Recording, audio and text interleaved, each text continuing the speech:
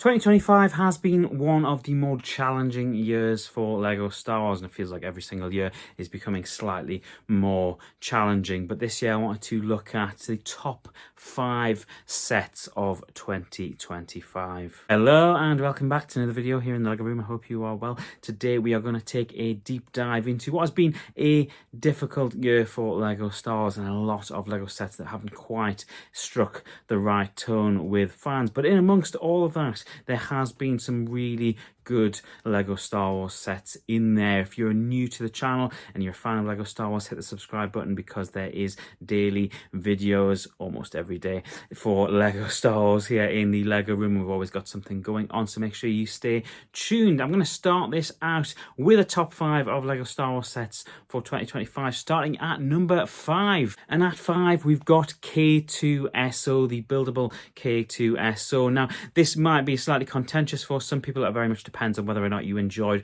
Rogue One and Andor, and I think the majority of people out there did enjoy Rogue One and Andor, but I think what you're getting with this set is a very good set in terms of structure and price. I mean, size-wise, you can't even fit him entirely in the screen. I have to drop him back. He is very, very tall and also very nicely done. I've got to say, very minimal stickers, only a couple of stickers, one of which you can see on the very front of him there. But price-wise, very good. £80 here in the UK for 800 plus pieces, which of course means it hits the 10 pence per piece bracket. You of course get a tiny K2SO figure as well, which has about a 10 to 15 pound market value on the aftermarket as well. I think this set is fantastic. I think they did a really good job with it. I think it's one of the best priced sets of 2025. At number 4, and I would be such a hypocrite if I did not include this in my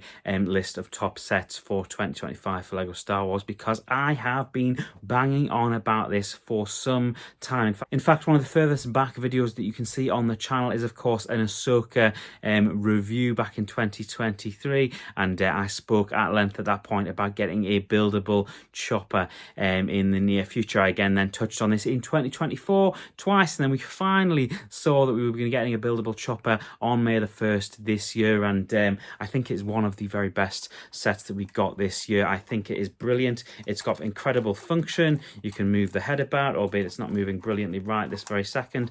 And of course, I think that this is really nicely done. Minimal use of stickers. Of course, doesn't quite seem quite as good value as that K2SO. It is £95, and it does have 1,000 pieces, so it still hits that price per piece mark, but it doesn't feel quite as substantial in terms of size for £95. I think they've knocked it out of the park, and I think this set will do even better next year when we see Ahsoka Series 2. I think even more people will want to get their hands on this build. At number 3, this is where it starts to get really tasty and very exciting, and I have put the LEGO Star Wars long-awaited Christmas Gingerbread AT-AT in at 3rd place. I think this is a fantastic set. I think that in terms of price per piece, it nails it. You're getting 697 pieces for 55 British pounds here in the UK. You're getting a gingerbread exclusive Vader minifig. The build itself looks fantastic. We've got it on display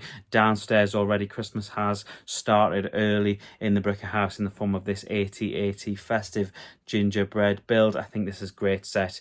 It's already gone on back order. It went on back order on day 1 on the lego.com website, and now it's on a 60-day backlog. 60-day back order, not backlog. And history suggests that these most recent of the people that have bought this whilst it's been on back order will probably get refunded in the meantime. Yeah, a fantastic set. One I'm sure will appreciate and value in the future. As a build, it was a lot of fun. Not a lot of Technic in there at all. In fact, I can't remember there being any Technic in there at all. And no stickers as well that I can remember. So yeah, really, really good. I really like this set. I think it's one of the most fun sets of the year, and it's eclipsed only by the next 2. Coming in at number 2, and I had debated whether or not this deserved the number 1 spot, but I think in terms of the price for what you're getting, I think a 2 is probably the fitting number for it. I'm trying to see if you can see it just above Malfoy Manor, but you cannot, so we will have to get some footage of it because I'm not bringing it down. It is, of course, the UCS AT-ST that we got on August the 1st. This is again, the price is the sort of stipulator for me here, because if this was £150 set and it was at that price per piece mark, I would argue this is the Lego Star Wars set of the year. I think they did a fantastic job with this one. It was a lot of fun to put together. My favourite one of that August wave, and let's be honest, the August wave wasn't received brilliantly across the board, and with a lot of sets getting sort of review bombed on lego.com. I did a video all about that as well. You can go and check that out after this video if you so wish. But that AT-ST, they knocked it out of the park, and I actually didn't mind that it was slightly more expensive. Of course, we prefer it to be around the price per piece mark, but I think we are getting so far away from price per piece now that, you know, it was what it was. I was really pleased with it. I think it's a fantastic set. You get one minifigure on the display stand as well with it. Yeah, a very honourable number 2 mention there. Which leaves us with number 1. This is an almost perfect Lego Star Wars set. I'm of course talking about the UCS Jango Fett Slave I set that came out on May the 1st. This eclipsed the 2014 Boba Fett Slave I. It looks fantastic. They have improved it.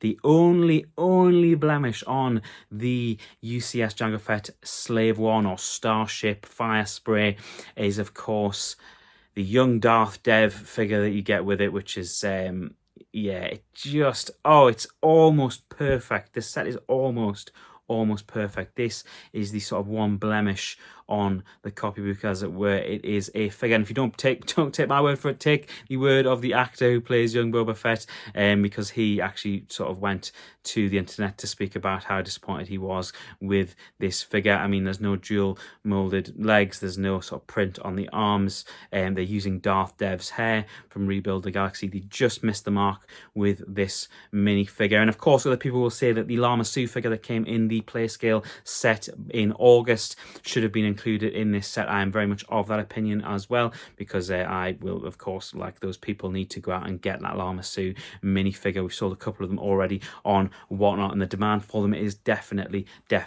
there. An almost perfect set, beautiful to look at, beautifully displayed, very big, really nice looking. The colours are fantastic. The stickers aren't too bad on it. There's one or two where there's a crossover of the sort of two colours that aren't perfect, but this set is an almost perfect set, and definitely, without doubt, for me at least, the best set that LEGO Star Wars produced in 2025. There are, of course, some honourable mentions in there as well. You can't get away from the fact that we had a $1,000 £900 Death Star in there. I don't actually think this is a bad set. I just think that it has a lot of issues with it, so much so that I don't actually have a copy of it to have reviewed, to then put into a potential top 5. I don't know if it would have gone into a top 5 for me. Anyway, that's one of the only sets, including the GWP hanger rack that comes with it, that I don't actually have to give a full sort of breakdown of the 30 plus sets that we saw for LEGO Star Wars this year, so I didn't feel like it was right to include that. But of course, have to mention the fact we've had a record-breaking LEGO Star Wars set this year. It's one that I'll pick up in the future as well, as I'm sure you've heard me say if you're sort of a regular to the channel, but it's just not one that I felt was right to grab on day one. A lot of sort of blemishes on that for me. Couple of other honourable mentions as well. I think that V19 Torrent was a fantastically done ship this year. I wish they'd created a way where it could just stand on its own, because in this mode I think it looks absolutely fantastic. Some of the minifigures are clear upgrades as well on the previous models. I think the Obi-Wan is a fantastic upgrade, and the pilot, let's be honest, the starting point wasn't great, so that was a clear upgrade as well. I should have those minifigures actually just off to the side. I think they're great. I think that if you could find a way to display it, and trust me, I have been trying since a couple of months ago to work out how I can display this like this without getting a custom stand, I think it would look fantastic. I've seen people compare the previous model to this model, and I think this model stands up and is arguably the better model. So I think they've done a really good job with this one. I think that is an honourable mention for sure. And another honourable mention has to go to one that we gave away over on Whatnot the day it came out. I'm of course talking about the Battle Droid on Snap. I will get some B-roll of it. I cannot be bothered to keep picking up sets and coming back to the camera, but I thought it was a fantastic set, one that we gave away once at least. I think we might have given it away twice on Whatnot, but we definitely gave it away on the first weekend that it came out. I think it's a really nice set. The only thing that sort of didn't put it in a top 5 for me, more of a top 10 set, is the fact that it's quite blocky in colour, which of course it's going to be. The Battle Droid is all one colour, but I think they did a good job with it as well, including the little stamp that you get